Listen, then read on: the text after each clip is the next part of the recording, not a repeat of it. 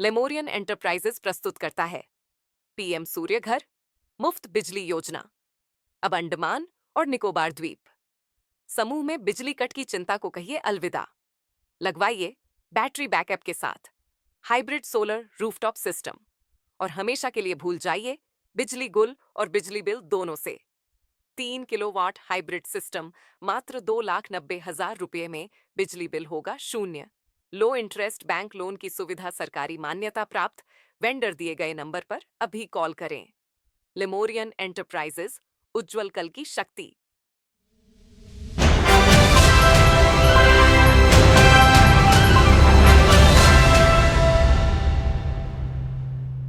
नमस्कार राजनीति न्यूज में सभी का स्वागत है। इस वक्त हमारे साथ अनुप दत्ता जी जो सोशल वर्कर भी है, इनका भी अपना न्यूज चैनल है। आज एक मुद्दे पर बात करेंगे, आइए जानते हैं। नमस्कार अनुप जी। नमस्कार। आज जो महेश जो बात करने जा रहे हैं वो बहुत जरूरी है और गरीब लोगों से जुड़ा हुआ है। जो सेंट्रल गवर्नमेंट ने जो गरीब लोगों के लिए एक इलाज के लिए, ट्रीटमेंट के लिए हेल्थ सेक्टर में स्कीम जो दिया गया है आयुष्मान, इसके साथ साथ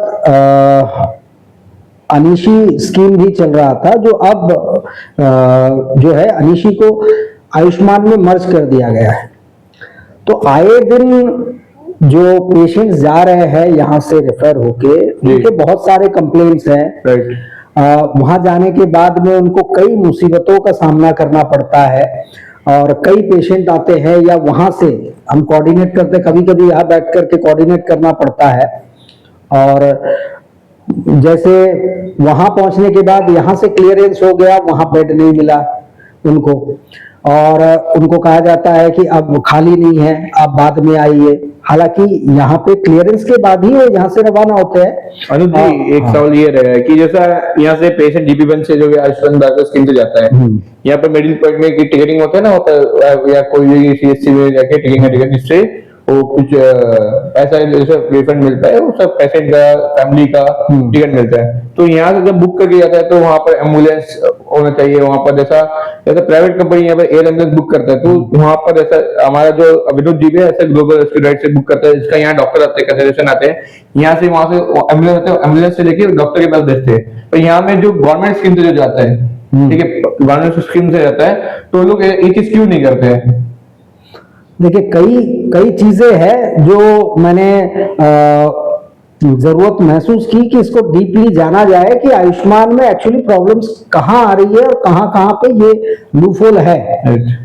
तो किसी पेशेंट के लिए मैं वहां तक भी गया था, चेन्नई गया था, वहां चेन्नई के गवर्नमेंट हॉस्पिटल में और राजीव गांधी हॉस्पिटल में। तो मुझे जो समझ आया वो ये है कि पिछले एक्स एमपी जो थे अंडमान निकोबार के, उन्होंने आयुष्मान के मुद्दे पे बोला। हमारे अभी करंट एमपी, प्रेजेंट एमपी हमारे विष्णुपद राय जी, वो लगातार इस पे बात करते रहे हैं। लेकिन इसके अलावा भी एक जगह है जहां पे बहुत बड़ी समस्या है पेशेंट को लेकर के, वो कहीं ना कहीं छूटा हुआ है। उस पे एमपी साहब को या एमपी महोदय को पार्लियामेंट में बोलने की जरूरत नहीं है। देखिए, स्कीम जो बना था, ये सबको पता है स्कीम कौन बनाता है, मिनिस्ट्री। वो बड़े कमरे में बड़े लोग, बहुत बड़े लोग बैठते हैं और आपको पता होगा कि वहां जो मिनिस्ट्री बैठती है, मिनिस्टर्स बैठते हैं या सेक्रेटरीज बैठते हैं कैबिनेट के, जो ये बनता है, उस वक्त में उनके जहन में जाहिर तौर पे बड़े बड़े स्टेट्स, आप एमपी कह लीजिए, उत्तर प्रदेश कह लीजिए, जहां आबादी वेस्ट बंगाल कह लीजिए, ये तमाम स्टेट, और इनके दिमाग में रहता है कि कनेक्टिविटी क्या है। राइट। अगर केरला तक भी पेशेंट को जाना है, इनके जहन में बाई ट्रेन रहता है, बाई रोड रहता है, ठीक है।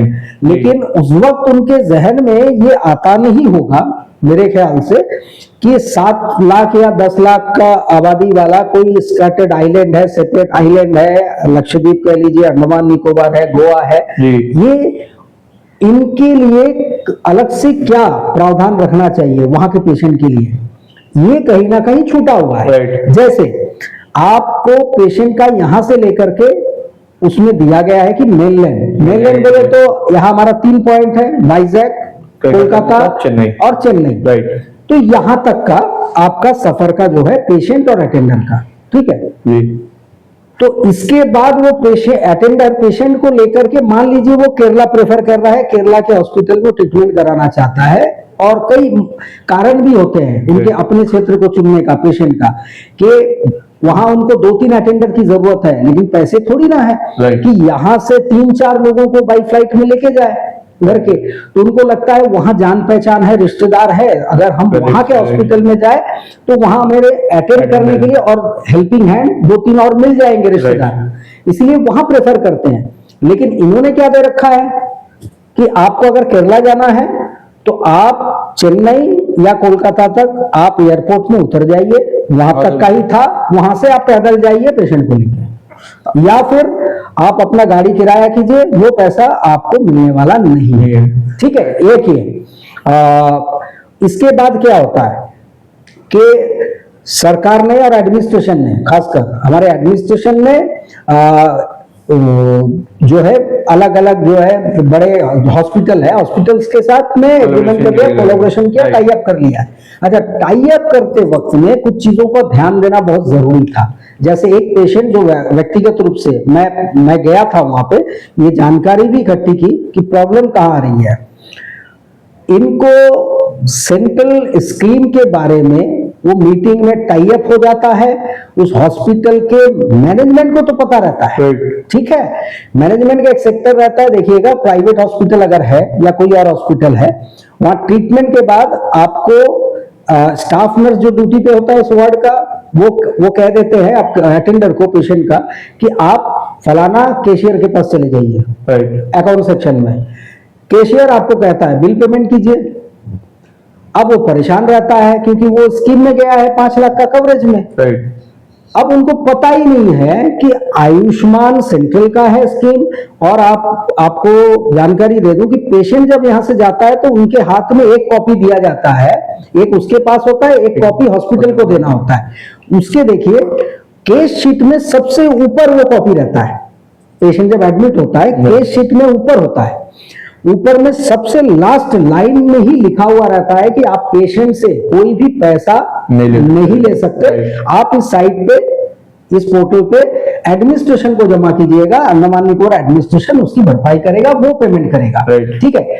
उससे उनको कोई जानकारी नहीं होती है उस कंसर्न हॉस्पिटल को, और ना हॉस्पिटल के स्टाफ नर्स को पता है वार्ड का कि व्हाट इज अनिशी, व्हाट इज आयुष्मान। अनिशी तो है नहीं अभी, व्हाट इज आयुष्मान।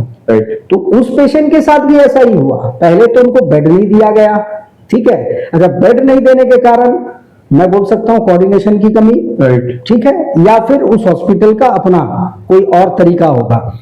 अब आप सोचिए कि अंडमान से वो व्यक्ति जा रहा है पेशेंट को लेके, जिसका वहां कोई खास जान पहचान नहीं है, एक अनजान अजनबी शहर है। पेशेंट को लेके अगर आप बरामदे में खड़े हो या ओपीडी में खड़े हो और आपको कहा जा रहा है कि बेड नहीं है, आप ले जाओ पेशेंट को, आप लेके कहां जाओगे वापस? तब उनको फिर कोई कहता है कि पेड वाला लोगे क्या, पेड वाला रूम है, ठीक है। ये भी मजबूर किया जाता है, मजबूर किया जाता है।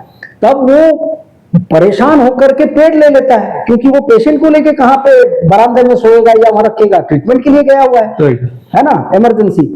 वो पेड लेना पड़ता है, वो फिर हम जैसे लोगों को फिर कलेक्शन करके भिजवाना पड़ता है, एनजीओ को सामने आना पड़ता है, वहां से वीडियो भेजते हैं या कॉल करते हैं, गरीब आदमी रोता है, या फिर जमीन का, मेरे व्यक्तिगत रूप से मैं जानता हूं ऐसे कई पेशेंट है जिन्होंने एक ही उनका शेल्टर था रहने का, वो जमीन तक को बेचना पड़ा जाकर के, ऐसे बुरीगत तरीके से फंसा वहां जाकर के। तो ये इसकी समाधान क्या थे?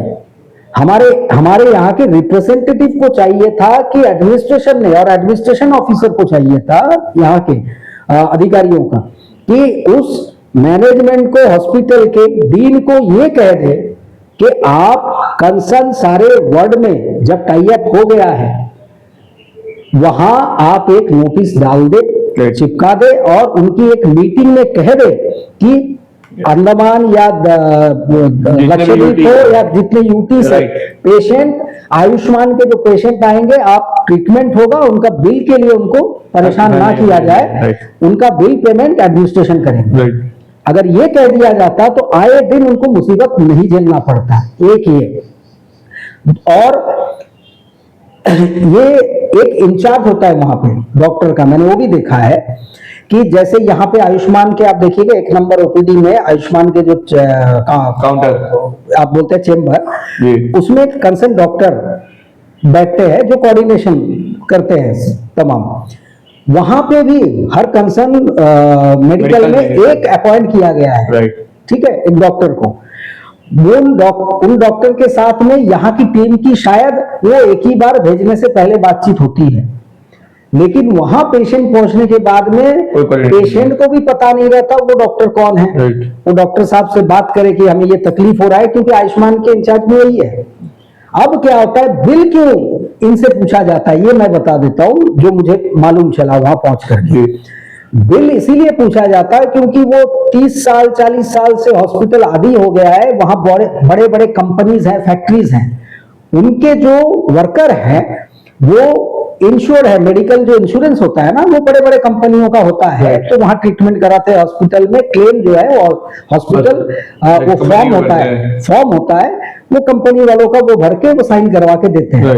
तो चूंकि इनको आयुष्मान का सेंट्रल स्कीम है ये पता ही नहीं रहता है किसी को, ये उनको परेशान करने लगते हैं कि भाई फॉर्म भरो, आपका क्लेम कौन सेटल करेगा, कौन सा कंपनी है आपका, तब हमें पता चला।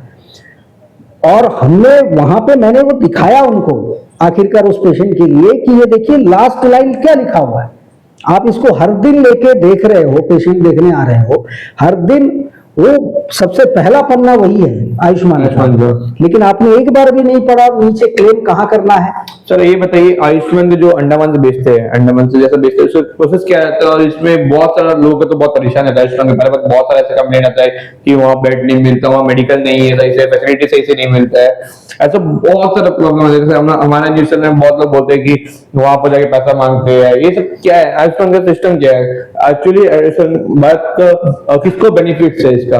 दरअसल इसके अवेयरनेस के लिए स्कीम लॉन्च हो गया, वाहवाही किया गया कि आयुष्मान जो है गरीबों के लिए है और 5 लाख का कवरेज है आपका साल में, ठीक है।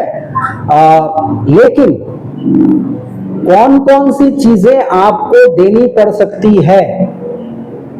आप पहुंचते हैं, मेडिकल कहता है कि हमारा MRI खराब है, एक्सरे खराब है, हमारा ये टेस्ट यहां नहीं होगा, आपको बाहर से कराना है, राइट, ठीक है। वो भेजा जाता है, वो आपके पॉकेट से देना होता है, उसका बिल रखना पड़ता है। वो क्लेम यहाँ करने के बाद भी पसीने छूट जाते हैं, इतनी आसानी से नहीं हो पाता है, ठीक है।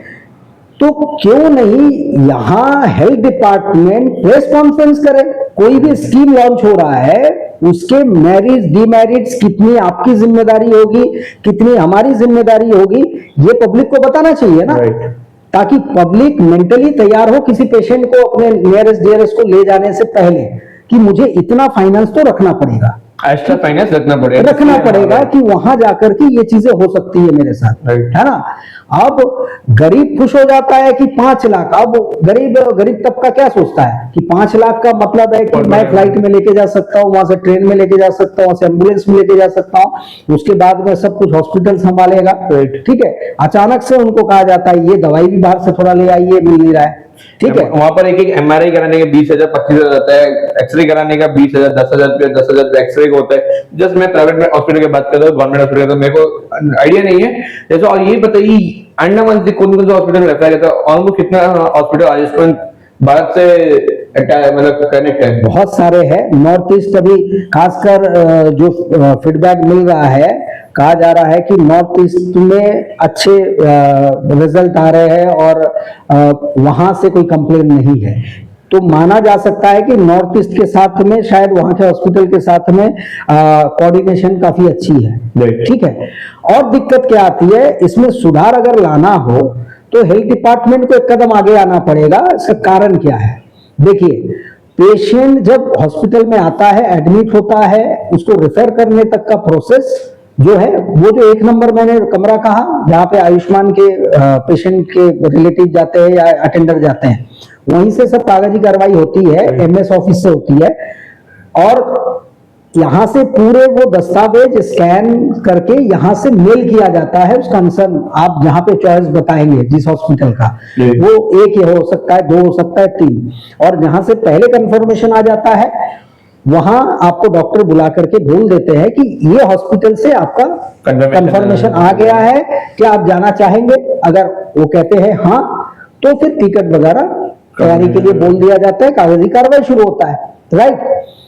तो जब वहां जाने के बाद में कंप्लेन आता है कि बेड नहीं मिला और जिसके कारण से उनको रोक दिया या वापस जाने के लिए बोल रहे हैं, हैरेसमेंट कर रहे हैं, तो कोऑर्डिनेशन होना चाहिए, ठीक है। लेकिन हाँ, एक नंबर से कोऑर्डिनेशन होता है, और जो सूत्र मुझे बता रहे हैं और जो पता चला है कि जब ये आयुष्मान के जो मीटिंग होते हैं, ठीक है, मीटिंग होते हैं, यहाँ एक व्यक्ति जो खास है उनके राय, उनका सुझाव लेना जरूरी है, लेकिन कहा जा रहा है कि मीटिंग में उनका सुझाव नहीं लिया जाता है। कौन है वो व्यक्ति?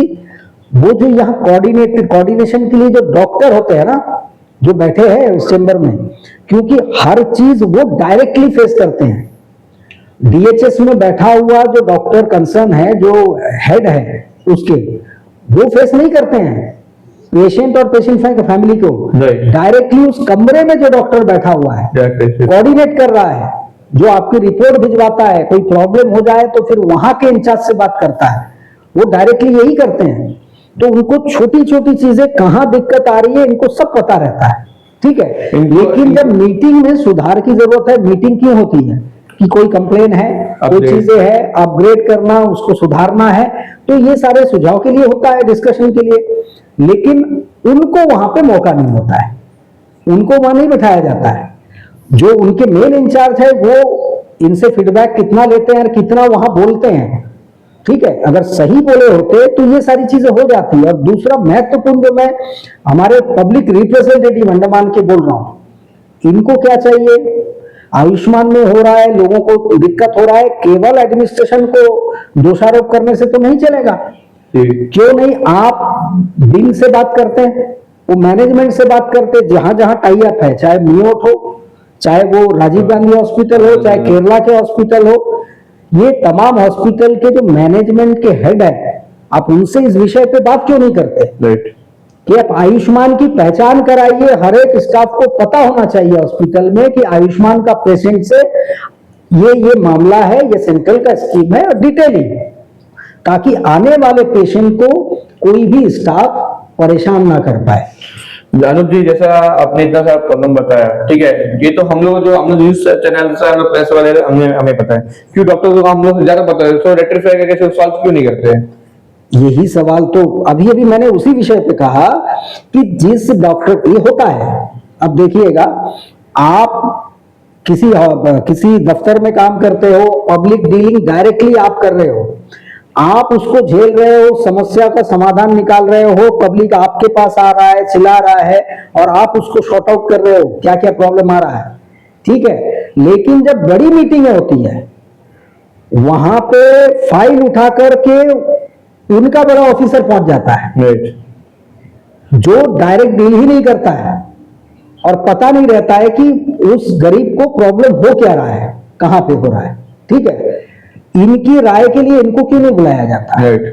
हाँ, ये एक विषय है। और जिसके कारण से क्या होता है, बस मीटिंग होना है, हो जाता है, फॉर्मेलिटीज है, दस्तावेज में अंकित हो जाता है, ये होकर रह जाता है, और जो प्रॉब्लम है वो जो कि तो एज इट इज ही चला आ रहा है। अनिशी स्कीम अच्छी थी, लेकिन आयुष्मान को अनिशी में नहीं मर्ज किया। खैर वो तो सेंट्रल की बात है, सेंट्रल गवर्नमेंट की बात है, उस पर सेंट्रल गवर्नमेंट को, मिनिस्ट्री को ध्यान देना चाहिए।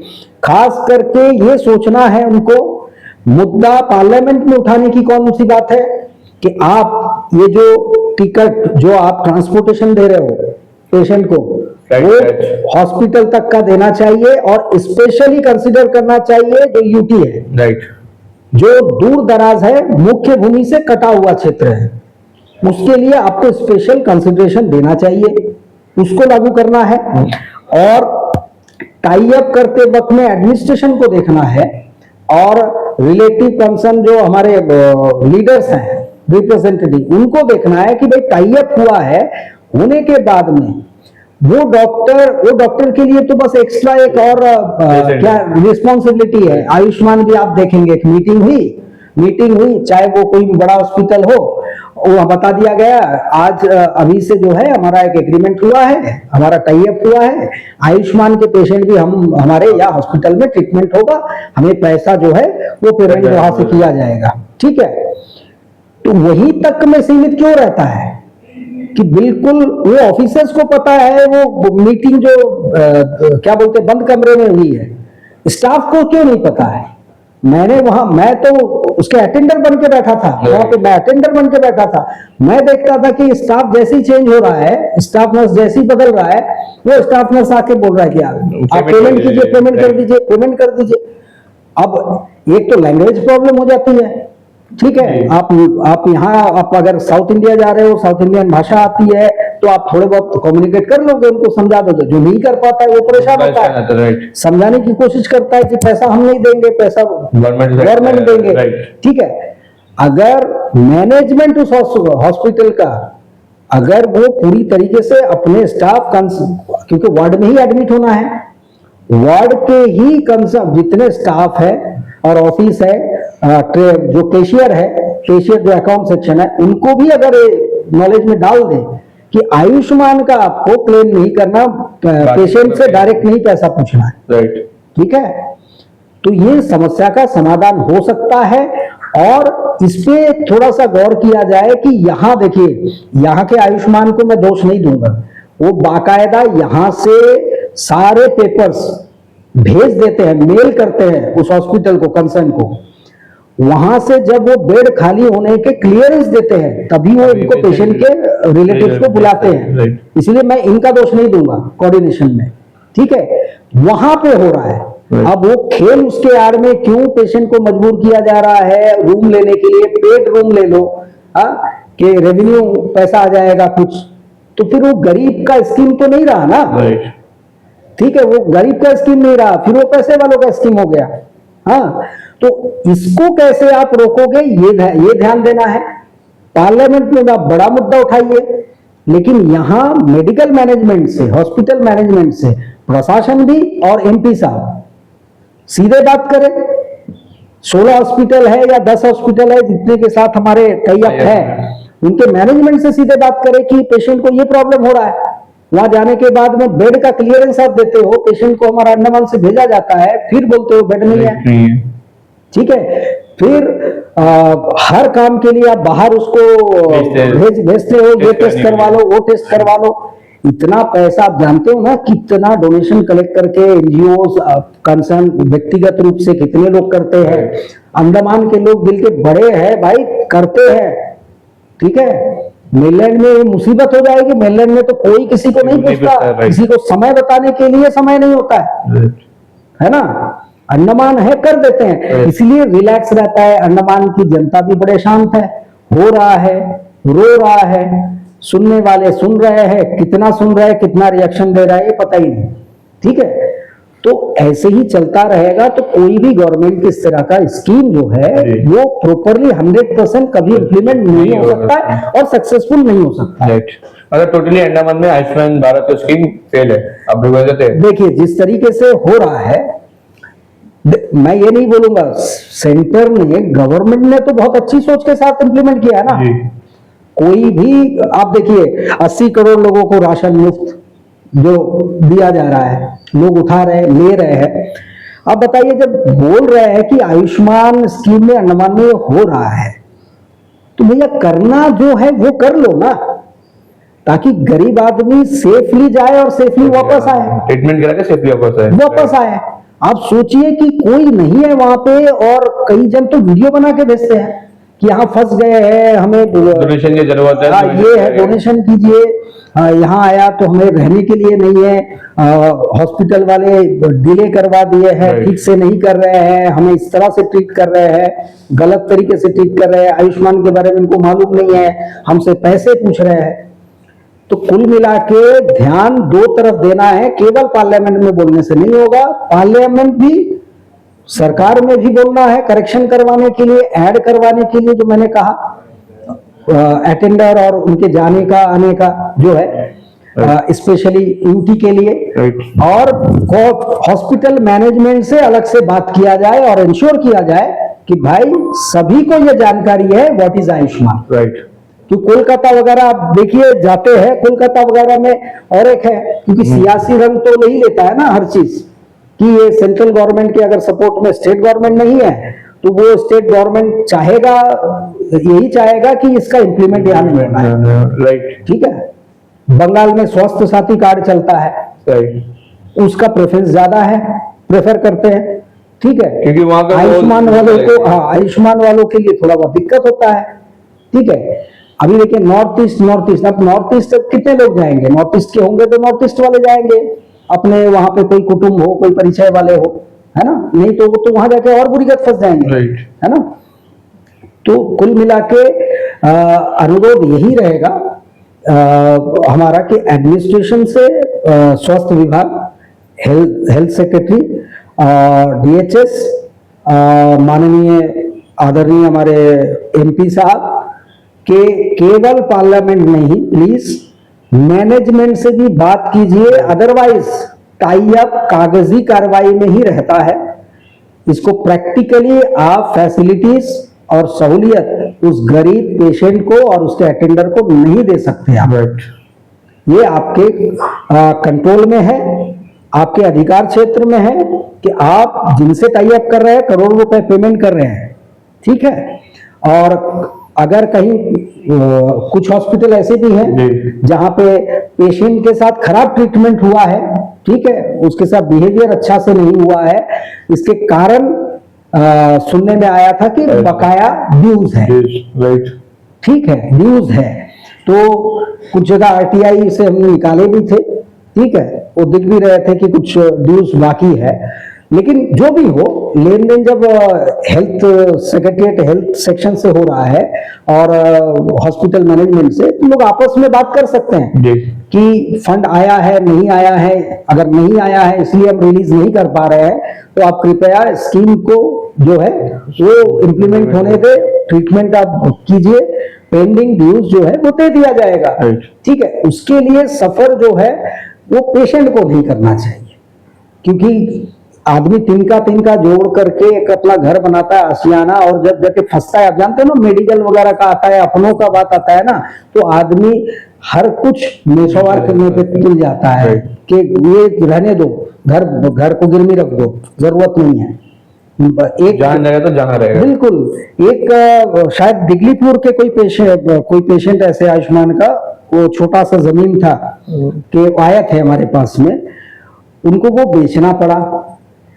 हाँ, कह रहे थे, हालांकि प्रैक्टिकली ऑन ग्राउंड मैंने देखा नहीं है उसको, अपनी व्यथा बता रहे थे कि उसको पहले गिरवी रखना पड़ा, उसके बाद बेचना पड़ा। बहरहाल विनती फिर से वही है, आखिरी चलते चलते यही कहूंगा हमारे आपके चैनल के माध्यम से, हमारे चैनल के माध्यम से, कि गुजारिश यही रहेगी कि प्लीज और प्लीज इन मुद्दों को लेकर के पार्लियामेंट में बड़े मुद्दे को लेकर के मिनिस्ट्री में सॉल्व करने की कोशिश करें हमारे आदरणीय एमपी महोदय, और एडमिनिस्ट्रेशन और साथ में एमपी महोदय कंसर्न हॉस्पिटल के मैनेजमेंट से इस बाबत, इस विषय में बात करके इसको सेटल करे, ताकि आने वाले टाइम में गरीब वहां जाकर के बुरीगत ना फंसे और हैरेसमेंट ना हो उनके परिवार को और पेशेंट को। जी, बस इतना ही हम कह सकते हैं। जैसे आपने सुना भी अनुरुद्ध जी को, जो आयुष्मान भारत स्कीम को लेकर इतना डीप में बताया है, हम भी आशा करेंगे हमारा एडमिनिस्ट्रेशन और डीएचएस के डिपार्टमेंट, जितने भी हेल्थ सेक्टर, जितने भी लोग जुड़े हुए हैं, और हमारे एमपी महोदय, एलजी महोदय भी जरूर इस पर संज्ञान लीजिए। ऐसे ही चर्चा और बड़े बड़े विषय में आते रहेगा। आप बने रहे आई न्यूज़। धन्यवाद।